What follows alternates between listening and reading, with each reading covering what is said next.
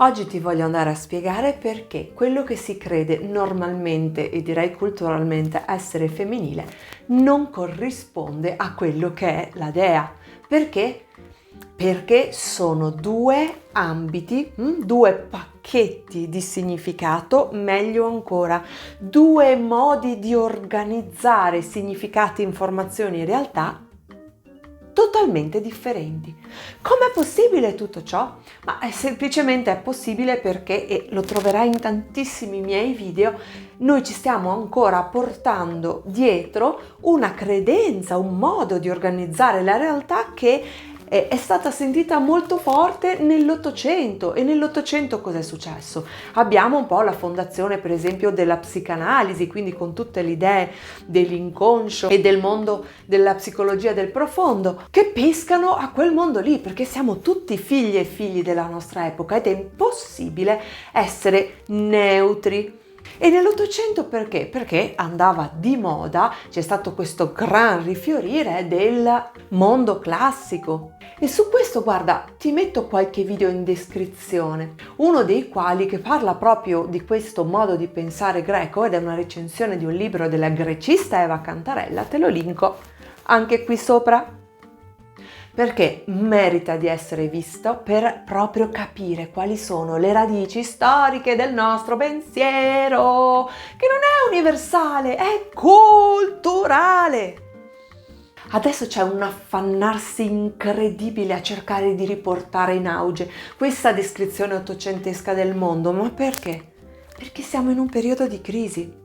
Le cose del vecchio mondo non funzionano più. È come se avessimo perso le nostre certezze, il nostro centro. Non sappiamo più come barcamenarci e allora che cosa facciamo? Invece di fermarci, fare un respirone, guardare quali sono i problemi della nostra epoca e cercare delle risposte anche creative, e ne saremo perfettamente in grado, ci aggrappiamo al mondo vecchio, cerchiamo di fare i passi indietro nella illusoria speranza di riportarci indietro quel tipo di mondo lì che ci fa sentire sicure e sicuri di nuovo. In realtà quel vecchio mondo è quello che questi problemi esattamente li ha portati. E noi cosa facciamo? Ci ritorniamo a bomba? Ci convinciamo che si viveva meglio quando si stava peggio?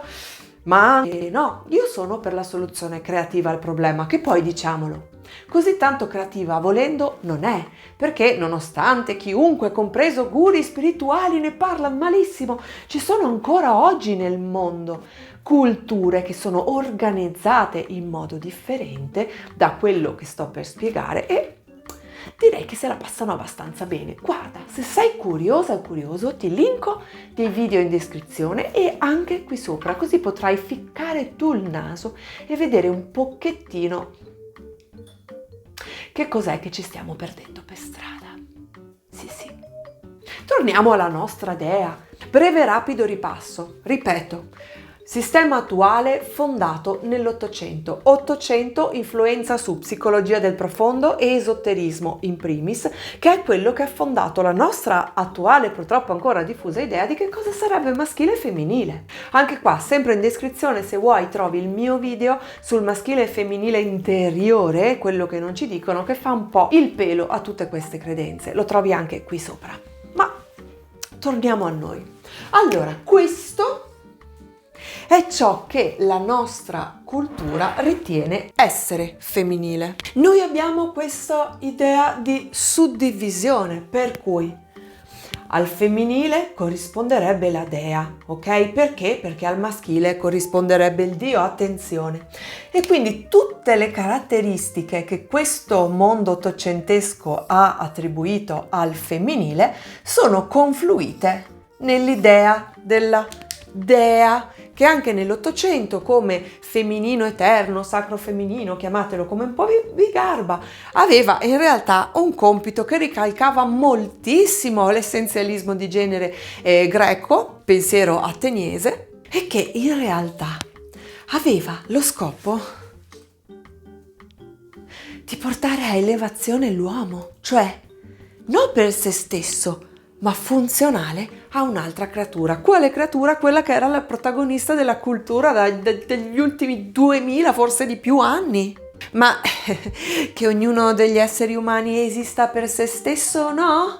Ecco che quindi quando noi vogliamo pensare alla dea e la riteniamo queste cose qui, ci porta fuori strada perché? Perché questo modo di pensare, come spiego spesso, si organizza in queste due categorie che sono a tenuta stagna, cioè così. Finisce una e inizia l'altra. Ecco tutti i vari guri che lanciano anatemi sul fatto che se una donna gioca a calcio la deve fare con l'energia maschile, perché sia mai che queste due cose vengano in contatto e si inquinino, ok? Ma ci ho fatto il disegnino, si vede? Sì, dai, si vede, con i due quadratini apposta perché sono compartimenti stagni. Qua ci mettiamo il femminile, qua ci mettiamo il maschile, e se tu fai qualcosa appartenente all'altra presunta categoria sarebbe che tu stai utilizzando la tua energia maschile.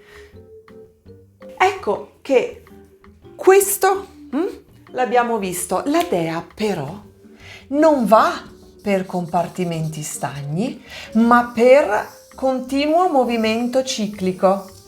Guardiamo un po' che stiamo facendo una spirale, ok? Dove però le tappe del ciclo sono le medesime anche nel progredire della spirale.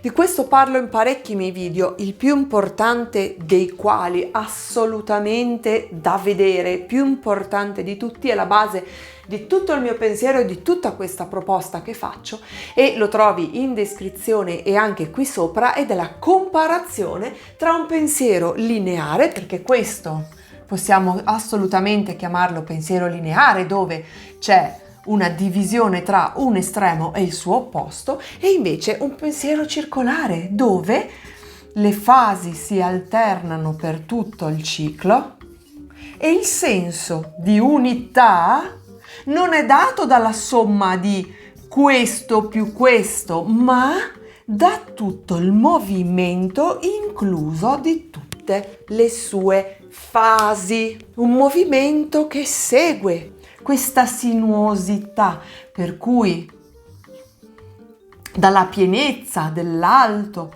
abbiamo la discesa, il momento di equilibrio, scende, scende, scende, abbiamo il culmine della discesa per poi avere la risalita, di nuovo un momento di equilibrio e poi il culmine dell'alto di nuovo e così via, ciclo dopo ciclo. Perfetto, la dea è questa. Ce lo scrivo anche qua così, dea. Significa che la dea non è organizzabile in queste cosette dei compartimenti stagni, ma in questa cosa qua sì. Vediamolo nel dettaglio. Se io invece ragiono, il mio mondo lo organizzo in base a questa tabellina di corrispondenze qui, sarò portata a credere, ad esempio, che la dea sia il passivo, rappresenti la passività. E così, siccome la mia testa esclude ciò che non rientra in questo sistema di organizzazione, non riuscirò invece a cogliere questo, perché questo invece è attivissimo, è movimento continuo, dove come parte della discesa ci sta assolutamente anche la parte del riposo, e ciò che il basso e l'oscuro simboleggia, ok? Quindi si può dire che è esattamente come il movimento del respiro, dove tra una fase e l'altra abbiamo questi momenti di pausa. Questo progredire della creazione che contiene tutto quanto è dea, e quindi non una separazione attivo-passivo, non esiste il femminile statico in questo modo di pensare. Perché? Per quello che riguarda il secondo punto. Se io organizzo il mio pensiero in questi compartimenti stagni qua, penserò che la dea sia una cosa per donne, perché per l'uomo ci sarebbe Dio. Questo è il mondo creato dai compartimenti stagni, ma invece questa dea non è segreto, il riflesso di me come donna proiettato nel cielo, è considerato in un altro modo, quindi non una ricerca di sé, ma il contenitore, quindi il nome dea è improprio, potremmo chiamarlo un ventre cosmico all'interno del quale tutto è mantenuto in movimento, in progressione. Quindi anche l'uomo, quindi anche ciò che non è binario, ok? E su questo ti rimando al mio video. Chi è la dea e perché riguarda anche il maschile, dove spiega questa cosa che ho appena detto, però molto nel dettaglio, in maniera che questo video non diventi lunghissimo. Altra cosa, questa tabellina ha assolutamente fatto proprio la suddivisione di solare, lunare, caldo, freddo del pensiero ateniese, perché viene da lì. Ma se noi pensiamo che la dea sia solo la luna, accade, ed è accaduto e continua ahimè ad accadere, che il nostro sguardo selettivo ci impedisce di comprendere ad esempio le divinità solari. Questo ha dato via al processo che proprio nell'Ottocento, ma anche prima, io chiamo lunarizzazione delle dee. Cosa significa? Significa che bastava essere una dea dalle sembianze femminili per essere incastrate qui ed essere attribuito alla luna anche se lunari non erano. Un esempio è Rhiannon. Rhiannon è solo nel mondo neopagano che è stata connessa strettamente alla luna. In realtà è una dea molto più complessa e che ha addirittura degli attributi legati alla mitologia delle dee solari, solamente che se il sole, sempre nel pensiero della tabellina, viene abbinata alla luce, perché il buio sarebbe della notte della donna e della luna, allora non si riesce a capire come il sole invece può stare a nozze con la mitologia del buio e anche dell'oltretomba. E su questo ti consiglio proprio un altro video ad hoc che trovi sempre in descrizione, che ti spiega esattamente come funziona il mito solare, che è anch'esso una ciclicità del Sole dove la parte luminosa è solo metà del cerchio, ma il Sole nel tramontare o nell'andare nella stagione invernale porta in sé anche le qualità di buio, perché questa suddivisione impedisce di capire quest'altro modo di guardare. Ecco allora che abbiamo anche Iside. Iside ha un sole in mezzo al suo copricapo. Come diavolo è possibile averla tramutata in una dea lunare se non proprio perché il pensiero che ha letto le divinità femminili è stato inquadrato in queste tabelline qui. Tra l'altro una piccola curiosità, in Egitto il sole per esempio è rappresentato sia con divinità maschili che divinità femminili, anche se la nostra dea non si comprende bene se noi teniamo sempre questa distinzione maschile e femminile. La luna invece è solo ed esclusivamente maschile, come è stata anche in buona parte del tempo nella nostra Europa. E di nuovo, se noi pensiamo che il femminile deve essere questa della tabellina, noi saremo portate e portati ad abbinarlo all'acqua. E il suo opposto, perché è considerato come opposto, sarebbe il fuoco.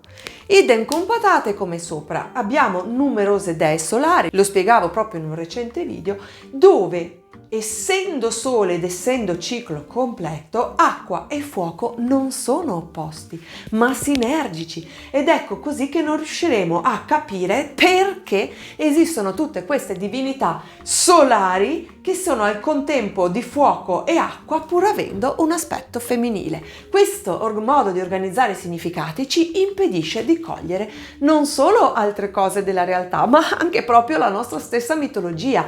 E facciamo un po' come hanno fatto i vittoriani: escludiamo tutto ciò che era una mitologia che non si conformava con questo pensiero.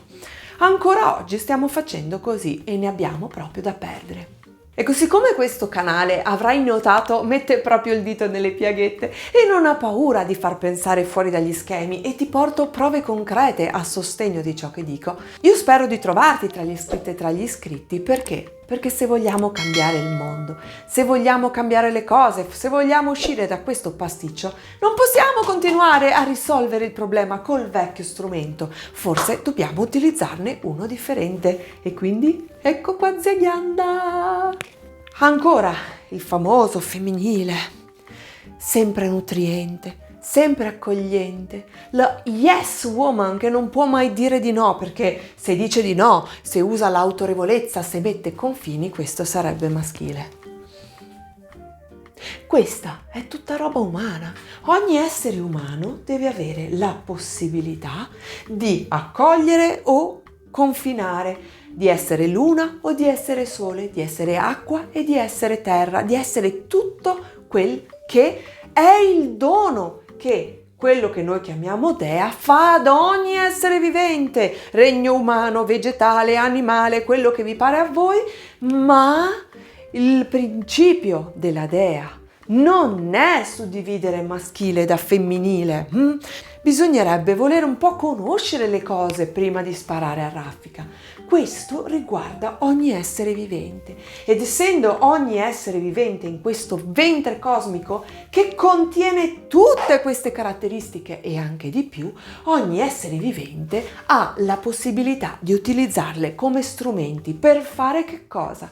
Quello che è il nostro scopo qua: imparare, esplorare, evolvere, costruire una cultura e un mondo che possa essere equa per tutte e tutti, maschi e femmine e chi sta nel mezzo. Questa è la Dea, non il femminile greco/ottocentesco. Lasciami un cuore nei commenti se questo video ti è piaciuto. Ti ricordo che puoi trovare anche la mia newsletter, trovi il link in descrizione. E adesso ti lascio e ci vediamo al prossimo video. Ciao!